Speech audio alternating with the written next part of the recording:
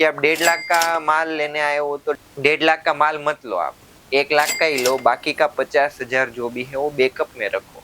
तो मंदी के दौर में हमको भी आगे कपड़ा लेके कपड़ा जो पेमेंट देना पड़ता है, तो बैकअप तो रखना ही पड़ेगा ना उस टाइम आपको। अगर आपके पास बैकअप नहीं होगा तो आप कुछ ये धंधा ही नहीं कर पाओगे, आप लाइफ टाइम कभी भी बिजनेस नहीं कर पाओगे। इसलिए बैकअप रखना जरूरी है, कोई भी बिजनेस आप शुरू करो। नमस्कार व्यूअर्स मित्रों, फिर से आपका स्वागत है स्टाइल ऑफ वेब के अंदर। आज जो मैं पूरी बात बताने वाला हूँ कि कई कस्टमर ऐसे क्या है कि वहां से आते हैं, तो आप एक अपना बजट वहां से सेट करके यहाँ पे आइए। और सेट करके आते हैं तो कुछ फिक्स नहीं रहता है। जैसे उनको माल लेना है 1.5 लाख, तो लेके जाते हैं 2.5 लाख, 2.5 लाख का माल लेके जाते हैं। तो 2.5 लाख का माल जो है उसमें लाख रुपए जो है वो ज्यादा हो गए। तो लाख रुपए कहाँ से निकालोगे आप, क्या करोगे? वहां से लोन लोगे या कुछ भी, मतलब एनीथिंग एल्स जो भी आप करोगे, मतलब किसी से ब्याज पे लेके मतलब दोगे। तो उसके रिलेटेड पूरा इस वीडियो रहने वाला है। उससे पहले आपने वीडियो को लाइक और शेयर नहीं किया तो लाइक और शेयर जरूर कीजिए। पूरे चैनल पे नए हो तो चैनल जरूर सब्सक्राइब कर लीजिए। आज की जो मैं बात बताने वाला हूँ कि कई कस्टमर जो मिस मैनेजमेंट पे बिजनेस करते हैं, पूरा कोई भी कपड़े का बिजनेस जो भी है, मिस मैनेजमेंट मतलब कि जैसे कि मान लो आपका बजट है 1.5 लाख का और आपने यहाँ आके सब आइटम लिया, कुर्ती साड़ी ड्रेस मटेरियल सब लिया आप, और आपका बन गया बिल पूरा 2.5 लाख। और लाख रुपए जो बीच में जो बढ़त हुई है, तो लाख रुपए आप सोचोगे कि वहां से डाल देंगे, एडजस्टमेंट हो जाएगा, ये हो जाएगा। पर हम ऐसा मानते हैं, जो हम बिजनेस करते हैं तो हमारी लाइफ में हम बैकअप एनी टाइम रखते हैं, क्योंकि बैकअप रखेंगे तो ही आगे बिजनेस बढ़ पाएगा। उसका रीजन है कि आप 1.5 लाख का माल लेने आए हो तो 1.5 लाख का माल मत लो, आप 1 लाख का ही लो, बाकी का 50,000 जो भी है वो बैकअप में रखो। क्योंकि ये कभी भी आपको जरूरत पड़ सकता है। जैसे कि बिजनेस चलो 12 महीने में से 9 महीने अच्छा चला, बाकी के 3 महीने, जो 3 महीने 3-4 महीने मंदी के रहते ही है, वो गारंटी हर साल रहते हैं। ये आपका नहीं, हमारा भी ऐसा ही होता है। जो मैन्युफैक्चरिंग लाइन है तो 3-4 महीने हमारे भी मंदी के दौर पे। तो मंदी के दौर में हमको भी आगे कपड़ा लेके कपड़ा जो पेमेंट देना पड़ता है, तो बैकअप तो रखना ही पड़ेगा ना उस टाइम आपको। अगर आपके पास बैकअप नहीं होगा तो आप कुछ ये धंधा ही नहीं कर पाओगे, आप लाइफ टाइम कभी भी बिजनेस नहीं कर पाओगे। इसलिए बैकअप रखना जरूरी है। कोई भी बिजनेस आप शुरू करो कपड़े में, अंदर कुर्ती 3 पीस 2 पीस वगैरह का, तो आप बैकअप रखो। और आप कई कस्टमर आते हैं कि लेते ही जाते हैं माल, पर आप बजट का भी थोड़ा सोच के आया करो वहां से।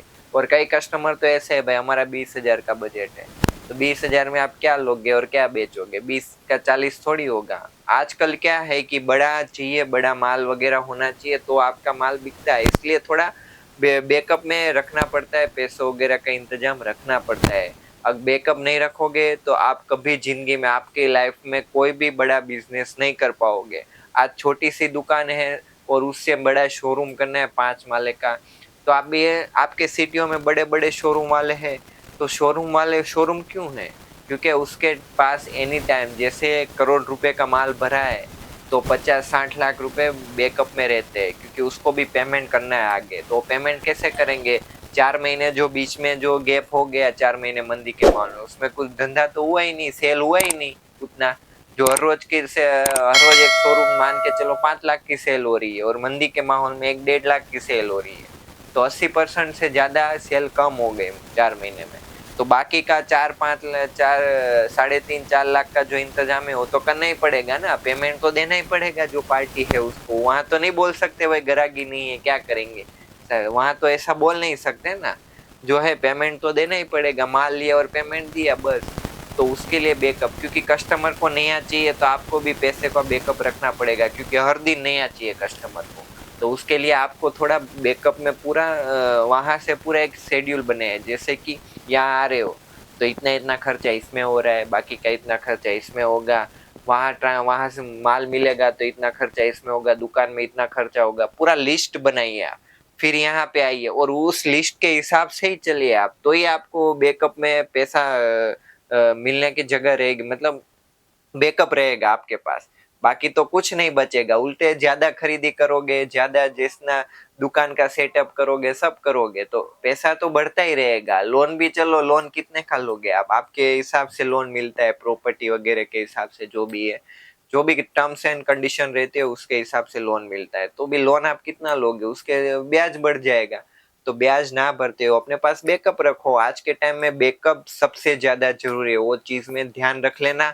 और मैं इसीलिए ये सब बोल रहा हूँ कि हम ये सब चीजों से गुजर रहे हैं और गुजरते जा रहे हैं। और हम भी ऐसा नहीं है, बैकअप पहले उतना नहीं रखते थे, पर हमारा काम बढ़ जाता है तो बैकअप उतना ज्यादा रखना पड़ता है। तो आप पहले स्टार्टिंग करिए, जैसे 1.5 लाख में आप बिजनेस स्टार्ट कर रहे हो तो 50,000 का बैकअप रखो, लाख रुपए का माल लो। 2 लाख का आगे माल लेना है तो बाकी का मतलब 1.5 लाख का लो, 50,000 का बैकअप और बढ़ा लो। तो ऐसे ऐसे माल लेते जाओगे तो आपका बिजनेस कभी भी फेल नहीं होगा। मैं लिख के देता हूँ आपको, कभी भी आप फेल नहीं होगे, आपका बिजनेस सक्सेस होता ही जाएगा।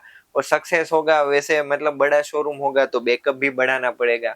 अगले साल आप एक नोट के हिसाब से, भाई महीने में मेरे को 5 लाख का माल लेना है, बाकी का जो प्रॉफिट होगा 1.5-2 लाख वो बैकअप में रखेंगे। फिर अगले साल 10 लाख का माल लेना है, बाकी का 5 लाख बैकअप में रखना है। ऐसे पूरा प्लान बना के चलो तो आपका बिजनेस सक्सेस होगा। आज के लिए इतना ही। उससे पहले आपने वीडियो को लाइक और शेयर नहीं किया तो लाइक और शेयर जरूर कीजिए। पूरे चैनल पे आपने हो तो चैनल जरूर सब्सक्राइब कर लीजिए। Thank you so much.